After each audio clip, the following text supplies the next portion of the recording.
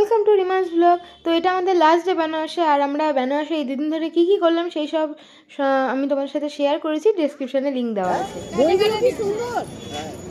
এই যে গরু কত দুধ দেয়, গরু না মোষ, মোষের দই। আবার এসব গরু, হ্যাঁ হ্যাঁ, 50 টাকায় হাফ কিলো। এই যে এখানে দেখো, শোনো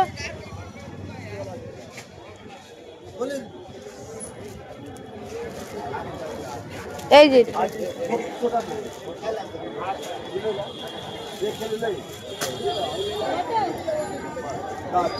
ये कितने का है? हाँ 700। আমরা জানতাম যে আমরা বাইরে থেকে কোনো শাড়ি কিনবো না, তা সত্ত্বেও আমরা অনেক দামাদামি করে অনেক শাড়ি দেখে ফেলেছি অলরেডি।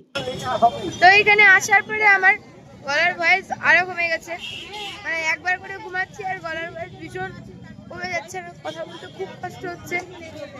আর এখন মার্কেটিং এ বেরিয়েছি, আরে বাপরে ভিড় পাগলের মতো।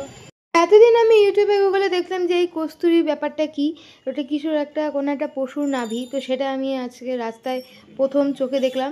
তারপরে হচ্ছে এখানে অনেক ফরেনার ঘুরে বেড়ায়, আশেপাশে সবাই ট্যুর করতে আসে। तो आज हमारा लास्ट डे है बनारस में। हम कल सुबह सुबह पहुंच जाएंगे अयोध्या पर। हमारे वंदे भारत एक्सप्रेस में है दो घंटा जर्नी की। और एक मिनट দেখছো এই গাছ ওইরকম হয়ে গেছে, पहाड़ी गाछ जल दिले पड़े पहाड़ी गाछ रहेगा 12 मासी रहेगा पहले पहाड़ी गाछ মানে কি হয় এটাতে কি হয়? किसी ना घर में रखने का शौक है सुन देखो। তো আগেই আমি তোমাদের কাছে ক্ষমা চেয়ে নিই যে এত বাজে হাস্যকর আমি হিন্দি বলে ফেলেছি, তোমাদের কান সবার জন্য ঠিক থাকে। তারপরে আমরা ধোসা খেলাম, সেই ধোসাটা কেমন ছিল সেটার আর ফুটেজ নেওয়া হয়নি। তারপরে আমরা হচ্ছে এই আলু টিক্কি চাট খেয়েছি, যেটা বাবা অর্ডার দিয়েছিল আমাদের সকলের জন্য।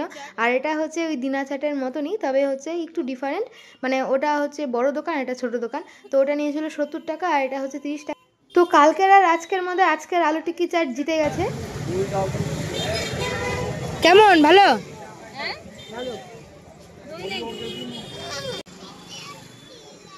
কত করে নিল? কত? 30 টাকা ভালো 30 টাকা না। এর ফ্লেভারটা ভীষণই ভালো ছিল, আর উপরে দিয়েছিল মূলা, যদিও মূলার কোনো গন্ধ পাওয়া যাচ্ছিল না, এটাই হচ্ছে সবচেয়ে ভালো ব্যাপার লেগেছে আমার এখানে। মার্কেট ঘুরতে ঘুরতে আমরা শুধু মার্কেট ঘুরেই গেলাম, শুধু খেয়েই গেলাম, আমাদের কিছু জিনিস কেনা হলো না, আসলে কিনিনি আর কি। তো এখানে দেখি যে সব কাকুরা এখানে হচ্ছে সব শাড়ি কিনছিল, যেহেতু হোটেলের নিচেই ছিল শাড়ির দোকান। আর বেনারসি গেছি, বেনারসি পান খাবো না তা আগেই করা হয়, তার জন্য পান বাড়িতে নিয়ে এসেছি, বাড়িতে খাওয়া দাওয়ার পরে দেন আবার পানটা খেলাম। তো এখানে বাবা খাবে না পান, জাস্ট একটু ট্রাই করলো। তবে আমাদের যেরকম আমরা নর্মাল পান খাই সেটার থেকে এটা একদমই অন্যরকম, একটু সফট বেশি আর কি। আমি নিজেকেই এত সময় দিলাম, পানকে কি করে এত সময় দেবো, তাই বিস্কুটের মতো করে ফটাফট পানটা খেয়ে নিলাম। আমি যে ভীষণ টায়ার্ড সেটা আমার চোখ মুখ দেখেই হয়তো তোমরা বুঝতে পেরে যাচ্ছ। তো চ্যানেলে নতুন হলে অবশ্যই সাবস্ক্রাইব করে পাশে থেকো, আর ভালো লাগলে লাইক করে যেও। কমেন্ট সেকশন খোলাই আছে তোমাদের মতামত জানানোর জন্য। দেখা হচ্ছে পরের ব্লগে।